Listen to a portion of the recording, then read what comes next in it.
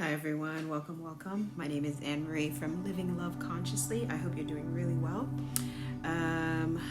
This, as usual, I do not know what I'm going to talk about, but I'm going to try to keep it positive because it's been a rough week. I feel like every time I get on here, I'm like, it's been a rough week, but it has. If for those of you who are not having a rough week, leave it in the comments and let me know how amazing your week is, because my week, my month, my year has been rough. The last decade has been rough. All right, with the exception of having my son, which has been amazing. Anyway, so I think I'm going to keep this message extremely light and just say, when you're going through something rough, just try to keep it light as possible. Try to figure out things that make you laugh, that keep you in an upbeat mood. So what I've done is try to listen to comedy, try not to take things so seriously, try to have jokes whenever possible, crack laughs with my colleagues, and just keep it light. And if I do vent, I try to vent in my notebook, in my journal, and I try to manage my negative thoughts because they can happen.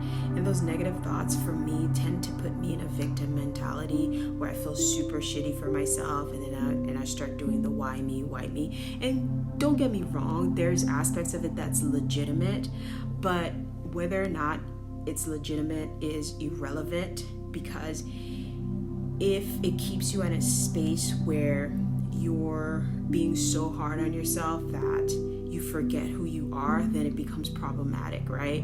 Like, you're so hard on yourself, you forget that you forget the aspects of yourself or what's going on in your life that's amazing. Like, you're breathing, right? You have a roof over your head. You have people that love and care about you, and if you don't, you can find it with the internet. It's super easy to connect to people and find people who want to support you. And your family members, your children, if you have your pet, there is something out there that's going to uplift you, and you just try to connect with it and stay with it. And for me, the reason my week has been rough with the woe me and all that is just, I think I talked about it in my last video, and I think I called it mourning the person you thought you were going to be, mourning the life you thought you were going to have. And that kind of transitioned into my following week. I did go through the mourning process and I did release it, but I just ended up going into a really hard week where I felt burned out, and I can continue to bring that up, but at work I'm burned out. In my personal life, it just transitions into being burned out because there's never a moment of reprieve for me. And I'm not blaming anybody, and I'm not saying woe me. It's just you make decisions in life and they kind of happen. I just blew my hair out, and as I'm talking to you, I see it reverting back to you know what, but it's fine.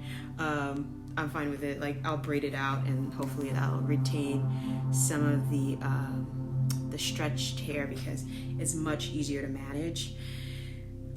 Anyway, I went on a tangent, but it's just easier. It's just I lost my train of thought, but I think what I was saying is that life just becomes challenging when things just keep stacking up and you don't find a sense of relief or reprieve, and you have to make that for yourself. And for me, it was just making sure I have moments to take care of my hair, take a shower, blow dry my hair, wash my hair, make sure that I go get medication for myself to help with the cold that I think I'm getting, doing things that help me, making sure that I take care of my skin, making sure that I take care of little things like doing my nails and cutting my nails. I don't really do my nails. I just cut them and make sure that they look nice, because summer is coming eventually, right? So just doing things that make me happy. I love dressing up, but I haven't had a chance to do that. I only like dressing up when I feel like it. Wearing really nice perfume. I've had some, and then the other day I found out at work that perfume does expire. I don't know about that because I grew up in a generation where perfume does not expire. So I'm still wearing my perfume. I'm not throwing it out. Anyway, so wearing perfume that makes me feel pretty, that makes me smell nice and things like that. Doing little things like that. It doesn't have to be extravagant. It doesn't have to be all these big things, but little things that just help you take it one step at a time, take it day by day. Coloring with my son, because, you know, I love art. Not that I'm going to museums all the time, because I just don't have time and I just don't really care to go to museums all the time. I know as an artist, that was like something where my art professor would be like, you have to go to museums and see what other artists are doing. And I used to think like, why? But I did it because it just felt like I had to. When people were having all these like very philosophical, super smart conversations about art, and I wanted to fit in, and but I never retained anything, so it didn't really matter. It was just like I was just sitting there. But that is my life. My life is just listening to other people talk about how amazing their lives is, and that's fine. No judgment, because everybody, you know, no judgment. But you know, things like that. So doing things that make you happy and that uplift your heart. So that's what works for me, and that's what I've been doing. So if you find yourself in a charging environment, or in a challenging environment, which what I meant to say, but charging could work too, because that means charging means like there's an uptick of energy and it could be chaotic, but charging could also mean like you're charged, you're ready to take it on. So if you find yourself in that environment, take it slow, take a moment and allow yourself to breathe through the process. Start to connect with things that keep your spirits uplifted, and work through the negative thought processes by either writing them down. That's another thing that works really well for me, writing the thought processes down, and then saying, I reject this idea because that's not me. I reject this concept because it's not me. I reject this, and that. I do not align with this idea of myself or my future, things like that. And maybe it's psychological, you know, nonsense, but it helps me to just stay in a mood where I don't want to be nasty to the people around me. I don't want to be mean to my son. I don't want to take out my personal frustrations as a human being out on him, because he's so brand new. He's so awesome. He has no idea about anything, and I want him to stay that way as long as possible. So that is what I dealt with this week in Living Love Consciously. I don't have any anecdotes about like talking to people, because I've just really I've been really tired, to be quite honest with you. And I was like just not understanding why I was so tired with regards to like work, feeling like there's always more to do, there's always something to do, there's never, like I mentioned before, any reprieve. And it's frustrating, because then I start to ask myself, am I one of those people? Because, I can give you an anecdote, right? I go on, not an anecdote, whatever. I can give you a story where I go on the internet and the first thing I get is like, why your life sucks. Or like one of these like spiritual things. It's like, why are you having trouble in your life? Or why is money not flowing into your life? And then you click on it and you listen for a little bit, and it's just like, you're the problem. You don't have the mindset. You live in a scarcity mindset. You, it's all your fault. Everything is your fault. And no one wants to hear that. I'm sorry. No one wants to hear that. And it's not always true. I don't know. Maybe there's a higher spiritual realm where these concepts are true. Like maybe when I die and I have my life review, because I told you I watch a lot of near-death experiences, and people have life. Most people, like I think maybe 60 to 70% of the people who have NDEs that I've watched have had life reviews. And, you know, maybe when I do, I'll be like, I did make this decision. But I used to think like that, and I don't think like that anymore. I just think there are some bad actors on earth who are just fucking it up for the rest of us. It's just, that's what I think now. And we all are just kind of trying to figure out how to release our bonds from these bad actors. That's what I think now. And maybe in a few years I'll change my idea about that. I'll change my thoughts about that. But right now that's what I think, because I refuse to think that I chose some of the things that have happened to me, because it's absolutely ridiculous. Why as a soul would I need to experience that? It does not make any sense. unless it is like a fucked up world everywhere, and then we're just learning how to be harder in prison. Not that I think this is a prison planet, but some of the lessons I've learned in my life, it's just like, I don't know if that was necessary for me to evolve as a soul on earth. It just seems kind of up and kind of unnecessary. So every time I hear a quote unquote spiritual person say that, I want to kick them in the face. And I used to be one of those. So if you go back to maybe some of my older videos, you might want to kick me in my face, because I used to say nonsense like that because I believed it. Because I think sometimes when you have like trauma that happens to you, you have to have a reason, because so your brain can reconcile it, so you can resolve it, and you can like release that emotional trauma. I think your brain finds, like, at least my brain likes to find solutions, and I can kind of find a reasoning for almost anything. And that's not always good, because it doesn't allow accountability for bad actors.